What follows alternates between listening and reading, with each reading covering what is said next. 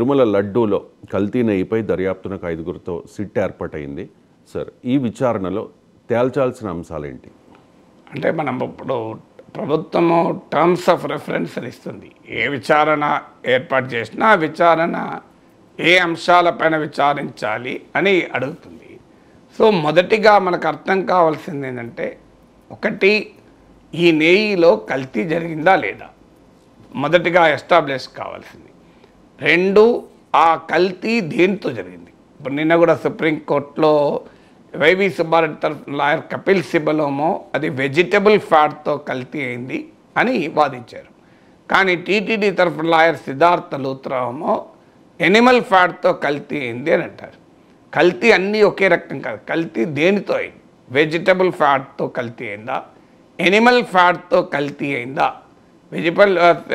YV Subbareddy తరఫున lawyer Kapil Sibal వాదన ఏంటంటే, వెజిటబుల్ ఆయిల్తో కల్తీ అయినట్లుగా రిపోర్ట్లో ఉంది, కానీ ఎనిమల్ ఫ్యాట్ విషయంలో అనుమానాలే కదా అన్నది వాళ్ళ వాదన. సో అందువల్ల అది కల్తీ జరిగిందా అనేది మొదటిది. రెండవది, కల్తీ జరిగితే ఏ రకమైన కల్తీ జరిగింది. మూడవది, ఈ కల్తీ జరిగిన నెయ్యిని వాడారా లేదా, అది కీలకం. ఇప్పుడు ఇక్కడ చర్చ ఏం జరుగుతుంది అంటే, కల్తీ జరిగిన నెయ్యిని టీటీడీలో ఉన్నటువంటి ఒక రోబస్ట్ ప్రక్రియ ద్వారా ముందే గుర్తించి దాన్ని తిరస్కరించాము, ఆ నెయ్యి వాడలేదు అన్నది ఒక వాదన. కాదు, మేము కొన్ని ట్యాంకర్లు తిరస్కరించిన మాట నిజం, కానీ అంతకుముందు కొన్ని ట్యాంకర్లు వాడాము అని అంటున్నారు.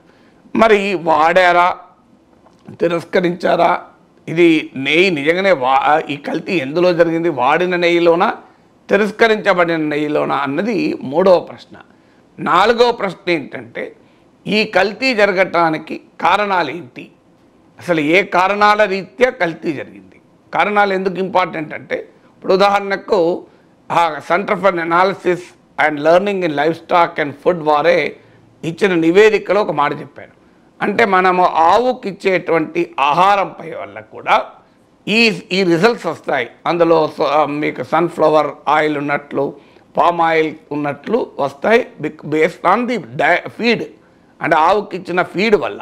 అలాగే ఎనర్జీ డెఫిషియెంట్ కౌస్, అంటే బలహీనంగా ఉన్న ఆవుల నుంచి పాలు తీసినప్పుడు ఈ రిజల్ట్ వస్తాయని.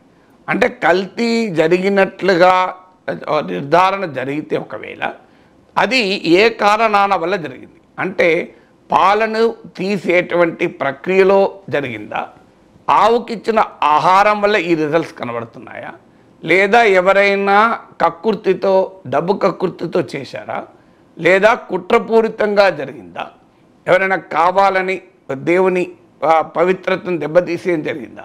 నేను రాజకీయ ఆరోపణ లేదంటే దేవుని పవిత్రం కావాలని దెబ్బతీస్తారని కదా, అది తేలాలి కదా ఎక్కడ జరిగింది, ఎవరు బాధ్యత. తర్వాత నెక్స్ట్ క్వశ్చన్ వచ్చేది, ఎవరు దీనికి బాధ్యత. మరి టీటీడీలో ఉన్న వివిధ ప్రక్రియల ఎఫికసీ ఏంటి అంటే, ఇలా అనేక టన్నుల వేల టన్నుల ఆహార పదార్థాలు ప్రసాదానికి అన్నదానానికి వాడతారు కనుక వాటిని పరీక్షించటానికి ఉన్నటువంటి ఒక ప్రక్రియ ఏంటి అనేది. తర్వాత టెండర్ల ప్రక్రియ ఎలా జరిగింది. ఇప్పుడు అనేక ఆరోపణలు వస్తున్నాయి, అసలు ఏ డైరీకి అలాంటి కెపాసిటీ లేదు. ఇది రూర్కీలోని ఒక దగ్గర నుంచి తిరుపతి సమీపంలోని వైష్ణవి డైరీ తీసుకొని, వైష్ణవి డైరీ వాళ్ళు ఏఆర్ డైరీకి ఇస్తే ఏఆర్ డైరీ వాళ్ళు టీటీడీకి సప్లై చేశారు అని. అది నిజమా, అందువల్ల నిజంగానే ఇది ఈ కాంట్రాక్ట్లు సబ్ కాంట్రాక్ట్లు ఇచ్చిన మాట నిజమా, అలా ఇవ్వడం చట్టం అంగీకరిస్తుందా అని. తర్వాత టీటీడీ ప్రొక్యూర్మెంట్ నిబంధనలు ఉన్నాయి, అంటే ఇంత కెపాసిటీ ఉన్న వారికి మాత్రమే ఇవ్వాలి అని. ఎందుకంటే టీటీడీకి అవసరమైన నెయ్యి 3 లక్షల లడ్డూలు రోజు తయారు చేస్తారు. 3 లక్షల లడ్డూలు తయారు చేసేటప్పుడు నీకు ఒక టన్నుల కొద్దీ నెయ్యి అవసరం ఉంటుంది ప్రతి నెలలో. సో అలాంటి పరిస్థితుల్లో ఆ నెయ్యిని ఆఫ్ సీజన్లోనూ, ఆవులు ప్రతి సీజన్లో మీకు పాలివ్వవు, అందువల్ల నెయ్యి అందుబాటు ప్రతి సీజన్లో ఉండవు.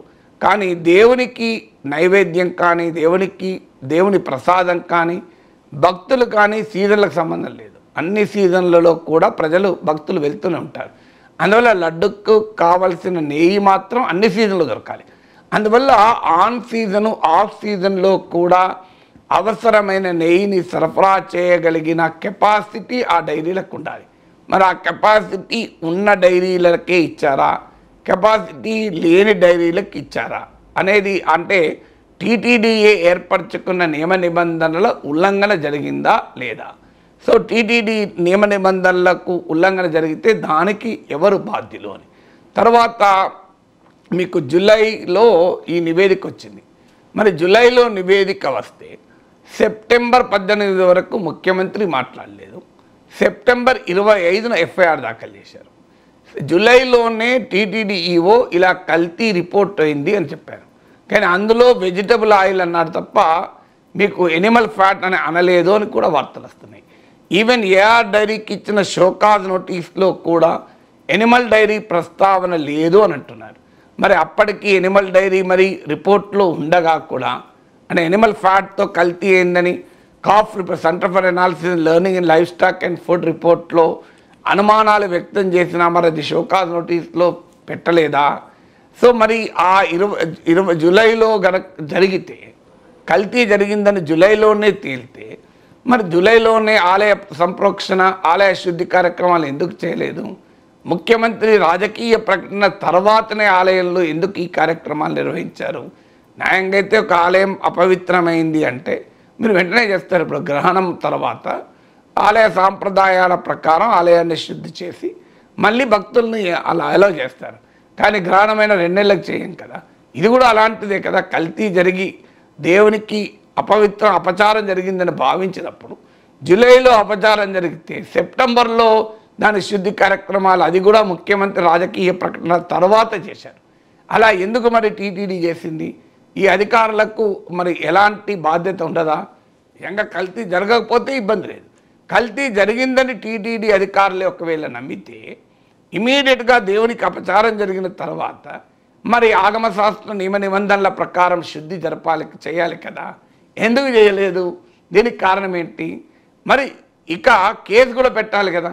ఒక ఇంత గొప్ప కోట్లాది ప్రజల విశ్వాసాలు కలిగినటువంటి ఒక గొప్ప దేవుని ప్రసాదములో కల్తీ జరిగితే, జూలైలో కల్తీ జరిగిందని రిపోర్ట్ వస్తే సెప్టెంబర్ 25 వరకు ఎందుకు ఎఫ్ఐఆర్ కూడా దాఖలు చేయలేదు? ఇది కనీసం కదా. ఇప్పుడు మనకు ఏదైనా పొరపాటు జరిగితే ఇమీడియట్గా కేసు పెడతారు కదా. మరి 2 నెలల వరకు కేసు ఎందుకు పెట్టలేదు? సెప్టెంబర్ 25న కేసు ఎఫ్ఐఆర్ దాఖలు చేశారు. ముఖ్యమంత్రి సెప్టెంబర్ 18న మాట్లాడారు. మరి ఏ ఎఫ్ఐఆర్ ఎందుకు దాఖలు చేయలేదు ముఖ్యమంత్రి మాట్లాడేంత వరకు కూడా? దీనికి ఆన్సర్ ఏంటి? సో ఇలా ఒక్కటి కాదు, ఇప్పుడు ఇందులో అనేక అంశాలు ఉన్నాయి. ఇప్పుడు ధర ఆధారంగా మాత్రమే కల్తీ అని నిర్ధారించగలమా? ఇప్పుడు 300 పైచిలకు రూపాయలకి ఇస్తున్నారు కనుక కల్తీ జరిగిందని ఒక వాదన. ఈవెన్ ఇప్పుడు నందిని డైరీ కూడా నేను చదివాను 500 రూపాయల లోపే. కానీ మీరు ఎక్కడన్నా అడగండి, ఆవు నెయ్యి, దేశీయ ఆవు నెయ్యి మేము కూడా ఇంట్లో తెచ్చుకుంటాం కదా, 1000 రూపాయల కన్నా తక్కువ ఎక్కడ ఆవు నెయ్యి ఉండదు. అసలు ఇంకా దేశీయ ఆవులు అయితే 2000 రూపాయలు కూడా ఉంటుంది ఆవు నెయ్యి. మరి ఆవు నెయ్యి 1000 రూపాయల కన్నా తక్కువ ఉండదు. మనకు ఎక్స్పీరియన్స్ ఇది. మరి నందిని డైరీ వాళ్ళైనా మరి ఎందుకు తక్కువ సప్లై చేయగలుగుతున్నారు? 400 పైచిలకు అంటే 300 పైచిలకు సప్లై చేస్తే అది కల్తీ అంటే ధరను బట్టి కల్తీని నిర్ణయించగలమా? మరి నాసి రకమా, నాణ్యత లోపమా, కల్తీయా? ఈ రెండింటి మధ్య చాలా తేడా ఉంది. నాసి రకము, నాణ్యత లోపం వేరు, కల్తీ వేరు. ఈ రెండింటి మధ్య చాలా తేడా ఉంది. సో అందువల్ల ఇది నాసి రకమా, నాణ్యత లోపమా, కల్తీయా? అందువల్ల ఇలా అనేక ప్రశ్నలు ఇందులో ఇమిడి ఉన్నాయి. సో ఈ ప్రశ్నలు అన్నిటికీ కూడా ఇది ఎవరిని ఒకరిని రాజకీయ కక్షల లక్ష్యంతో కాకుండా తిరుమలేశుని యొక్క పవిత్రతను కాపాడే దిశగా, తప్పు జరిగి ఉంటే ఆ తప్పు చేసిన వాడిని, తప్పు చేసిన పద్ధతిని పట్టుకునే విధంగా, దోషుల్ని శిక్షించే విధంగా, తప్పు చేయకపోతే, తప్పు జరగకపోతే ఈ వివాదానికి కారణాలైన వారిని కూడా ఏ రకమైన చర్యలు తీసుకోవాల్సి ఉంటుంది. ఒకవేళ ఇక ముందు జరగకుండా ఏం చేయాలి? ఇక ముందు ఈ రకమైనటువంటి ఇదొక అనుభవం కదా. ఒక తిరుపతిలోనే కాదు, ఇతర దేవాలయాల్లో కూడా ఇలా కల్తీ జరగకుండా, ఎందుకంటే అన్ని వైష్ణవాలయాల్లో ప్రసాదం అనేది చాలా విశిష్టత కలిగింది. వైష్ణవ సాంప్రదాయంలో దేవుని ప్రసాదానికి చాలా ప్రాధాన్యత ఉంటుంది. మీరు ఇప్పుడు యాదగిరికి వెళ్ళండి, ఎక్కడికైనా వైష్ణవ సాంప్రదాయం యొక్క ప్రత్యేకత. మీరు ముచ్చింతలకు వెళ్ళండి, నాకు చిన్నజీవర స్వామి గారే చెప్పారు ఆయన ఇంటర్వ్యూలో, మీరు ఏ వైష్ణవాలయానికైనా వెళ్ళండి, ప్రసాదానికి ఒక విశిష్టత ఉంటుంది. అది ఈవెన్ దానికి ఉన్న నమ్మకము విశ్వాసం ద్వారా మాత్రమే కాదు, అందులో వాడే పదార్థాల వల్ల కూడా విశిష్టత ఉంటుంది. అది ఈ వైష్ణవ సాంప్రదాయంలో ఉన్న గొప్పతనం. సో అందువల్ల ఇలాంటి ఒక గొప్ప వైష్ణవ సాంప్రదాయానికి ప్రాతినిధ్యం వహించే తిరుమల పైన ప్రసాదం యొక్క నాణ్యతను, భక్తుల విశ్వాసాలకు ఏ రకమైన విఘాతం కలగకుండా ఏమీ చేయాలి. అన్నిటికన్నా ముఖ్యంగా టీటీడీ ఏ పార్టీ అయినా అధికారంలో ఉండదు. అది టీడీపీ అధికారంలో ఉండని, వైసీపీ అధికారంలో ఉన్నాయి, అది దేశంలో బీజేపీ అధికారంలో, అన్ని పార్టీల వాళ్ళు తమ వాళ్ళను ఆ టీటీడీలో నియమించుకుంటారు. మీరు ఇందులో ఎక్కడా మినహాయింపు లేదు. ఇప్పుడు వైసీపీ జగన్మోహన్ రెడ్డి మోడీకి రాసిన లేఖలో కూడా చెప్పాడు, మీ పార్టీ ప్రతినిధులు కూడా ఉన్నారు కదా అని. ఈ టీటీడీలో పార్టీ ప్రతినిధులు ఏంటి?